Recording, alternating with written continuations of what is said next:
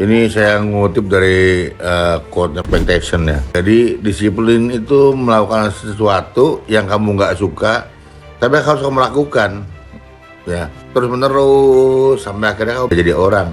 Nah kamu gimana? Kan banyak sekali kita nih yang nggak suka baca buku, nggak suka belajar, nggak suka ya baratnya belajar ilmu baru, nggak suka pengen tahu tentang hal-hal baru. Pengennya main handphone, ya main game aja. Coba deh kamu lakukan hal-hal itu minimal 3 bulan aja. Lakukan sesuatu yang tidak kamu suka, ya seperti belajar, baca buku atau apapun juga. Nanti kamu bisa merasakan perubahan dalam tubuh kamu. Sama seperti halnya kalau orang mau diet, ya. Kamu yang nggak sukanya apa?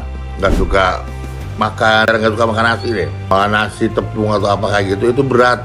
Tapi kamu coba deh, pasti dalam 3 bulan masih ada perubahan. Pasti kamu jauh lebih langsing, gitu.